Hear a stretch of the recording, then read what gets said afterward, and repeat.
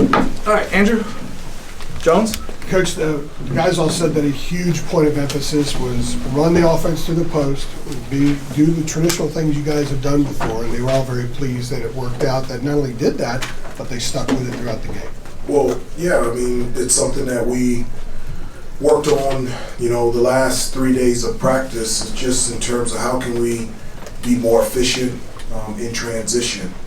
Last year, we ran a lot of drag screens, which were ball screens in transition, and it really worked well for us. We were able to get downhill. We were able to attack the basket with our guards, and our bigs were able to get angles to be able to score. And for whatever reason, it just wasn't working as well as I wanted it to work this year. And so we tried something the last 3 days of practice. We just said our 5-man just sprint down the floor and post up right in front of the basket. Everybody else get to their regular spots. And so in transition, we're looking for layups and dunks. We're looking for pitch ahead, wide open threes by our best 3-point shooters. And we focused on getting the ball deep post catches. And Armando did a great job running down the middle of the floor, posting up, and we were able to get him the basketball. And it allowed us to be really efficient, especially in transition. RJ said that he also thought that lended itself to more efficient shots from outside when you guys were able to get it that deep inside, and the guards maybe aren't having to create off the dribble so much, and they can just catch and shoot. It is, we have to be inside out, plain and simple, period, the end. We can't be outside in. And, we have Armando, we have Pete, and we got to use them. We got to throw the ball down low on the block and let them use their gifts and talents to be able not only to score, but to open up shots for our guards out on the perimeter, and also get us into the penalty, because we're a really good free throw shooting team. But I also thought, because Armando was posting up so hard and he didn't get the ball, he occupied a defender, and so then Caleb and RJ were able to get to the basket and nobody was there. They were able to get there because of how hard Armando worked down low on the block. And so that goes again, like I said, we had time to practice. And so it's nice to have that time this week to practice and to be able to implement in a game and for it to look pretty good. How about on the other side of the court? You had more help defensively. I think they only had one offensive rebound. Yep. What was the difference, and what were the things you worked on defensively? Well, we talked about two things defensively. Is we've got to do a better job of protecting the paint. Over the last 2 games in regards to Virginia Tech and also Indiana, we had given up 92 points in the paint. That's horrible. You just can't win that way. And so, we've got to be in a position to protect the paint, and we only held them to 22 points in the paint. And so that's just evidence that puts you in a position defensively to be a lot better. I felt like our trust factor was better today. It doesn't happen overnight. It just continues to get better every day of practice and every game. But one of the things that I kept telling the guys all week, if you give help, you've got to trust that your teammate is going to give you help. So if you give help, you'll get help. And I felt like the communication and the trust factor between everybody defensively was locked in today, and it just allowed us to be really good defensively, and we didn't give up. We only gave up 1 offensive rebound. They're a really good offensive rebounding team, so they didn't get second chance opportunities. That last 3 minutes of the first half, it's the first time that I felt like it looked like Carolina basketball. The way we were defending, the way that we were running, and then that play where RJ had a wide open 3, and we talked about making the extra pass and hit Pete in the corner. I came in at halftime. That's the first thing that I said to the coaching staff. It's the first time I looked at it and I go, man, this looks like Carolina basketball. It was great. They were averaging 13 offensive rebounds a game. Hubert, along those lines with the rebounding, what do you think makes RJ such an effective rebounder for his size? How is he able to get in there and get those boards? I think rebounding has to do everything with just energy and effort. One of the things that I tell the team all the time is this isn't an Armando Bacot rebounding game. It's a North Carolina rebounding game, and he needs help in there, and everybody has to get involved. A lot of times, our guards are the ones that get those long rebounds around the free throw line, top of the key area, but today RJ was getting into the paint and being really physical, and that type of activity helped us. One of the things I tell the players all the time, there's so many different things that you could do that is of great benefit to you personally and to the team.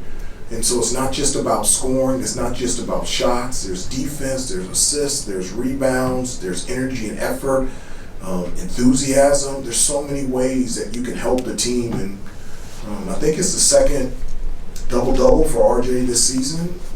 Third career, because his first one was in a national championship game. So if he wants to continue to do that, I'm okay with it. Seth and Tyler continued to make strides today, and I mean, from my point of view, from where I was sitting, there were a couple of moments where they made a couple big defensive stops, and that kind of led to some momentum for the offense.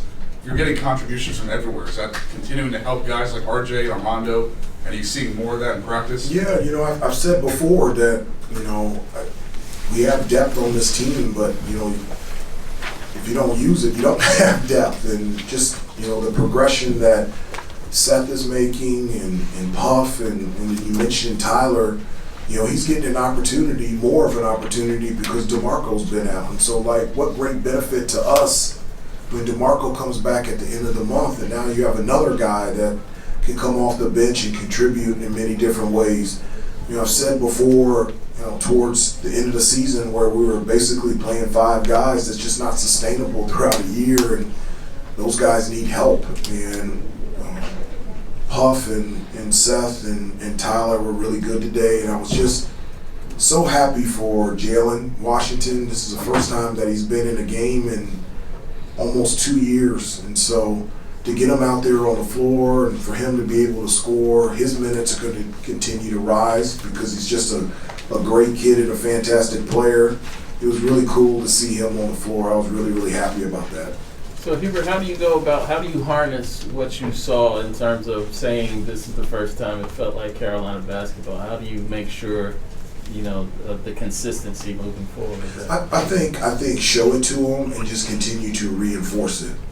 I do. I just, just repetitive, showing them what it looks like when the discipline and the details in terms of sharing the basketball, being in the right spots, screening for another player, making the extra pass, what a benefit that is to them individually and as a team. It's fun. The whole bench was standing up. Everybody was smiling. It's the first time that us as a group has really smiled in 2 weeks. And so just continue to preach it and reinforce the things that they were doing out there on the floor that's beneficial for us, and so we'll continue to do that. You spent time talking about the trust factor. How do you coach trust? Can you coach it? Yeah, you can. Yeah, you can coach anything. I'm just, it's interesting. I thought that trust would already be there after what happened last year, but again, it's just another example. Every year is different. It's just, this is a new team, and just developing that trust of that I've got your back on both ends of the floor. That's something, again, one of the things that I said is I got to talk to them about it every day, and I've got to reinforce it every day. And I've got to continue to show them. So when we show them tape, I show them, good stuff and bad stuff. And so stuff where we can improve, but stuff that we've done really well. And so it gives them a clear picture of where I want them to play. And that's what we'll do after this game in preparation for the Citadel on Tuesday, that these are the type of plays that are winning plays, and these are the things that we have to continue to do on a consistent basis. Take a couple more. Caleb said that a couple times yesterday, and then we talked to him today. He said that he thinks that what you guys have been going through is kind of good for you. He thinks it'll pay off down the road. That maybe I hope so. Maybe this group sort of needed to cut the cord a little bit the last year and try to create something new this year. And he thinks today you guys took a step in that direction. Well, I will agree with you on that. You have to cut the cord for what happened last year. You have to do that. And I think in some ways, we haven't done that. And I felt like today we took a step forward in doing that. And you do. You have to focus on what is real, and what is real is this team and this team's preparation and how good this team can be, and you have to put previous years in its proper place, in order to move forward. And I agree with you, Caleb. I agree that I think it's been hard, not just for them, but from the outside noise, to cut the cord from last year. And I feel like today was a step forward. I think it will always be a battle throughout the entire year, but my hope is we'll continue to get better and focus on this year's team and seeing how good we can become. Armando comes in today and ties the school record for 10-plus rebounds in a game. We kind of joke that this means he's kind of been here for a long time, but what does his presence down low, and how much of a game changer is he in there, because he wasn't playing last game against Virginia Tech? Well, I mean, it's just, we talk about we only gave him 22 points in the paint. I think it would have been different if he wasn't in the game. It's just presence, and it, from a defensive standpoint, it just really helps us because he can block and alter shots, so that helps us defensively. And then on the offensive end, he's our most consistent low post scorer. It's just, I felt like this year opponents they've been beating up our guards, and so when they're coming off ball screens, they're getting double teamed, they're getting hit, and we just, after these last 2 weeks, we just looked at, as I told you before, this week I also got a chance to just sit back and be able to think about offensively, what are we doing well and what are the things we need to improve on, and the same thing on the defensive end. And so every day I've been taking 2 things from the things that we aren't doing well and see if we can every day just move closer to move them to the positive side. And one of the things was establishing a post and throwing a ball to Armando, and I thought we did a really good job of it today. Take one last one, please. If there is. Can I ask you one more question about Jalen? What do you think is the biggest thing that he can provide for you guys? Obviously, we saw the turnaround. Caleb sort of called his shot with that yesterday. Said it's practically unguardable, but it is. He's really good at it. He's really good at it. Defensively, he's an excellent rebounder. So now you have another guy that can guard the post. He can rebound the basketball. He's also got good feet, so I've got no problem him switching to guards and being able to guard them out on the perimeter. So now we have another big guy that is versatile defensively but can rebound the basketball. Now we have another guy that can score down on the paint. The other thing that you guys didn't see today, he can really shoot the ball from the outside too. So his ability to stretch the floor and shoot from 3 is going to be great. And he's just a really sweet kid. I love coaching him. I love that he's here. I wish his parents were here. I know the road that he has taken to get here. And for him to be out there on the floor, when he walked into the locker room, Kerr said, I spoke to the team, and last thing that Kerr said was, and a career high for Jalen, and the whole team just sprayed water on him. I think one of the things that's really cool is when you can celebrate somebody else's success. And so I saw 17 guys acting so happy for Jalen. I mean, how would you not want that in the locker room? And so today's a really good day, and I was really, really happy for Jalen. That's me, master of the obvious. Yeah.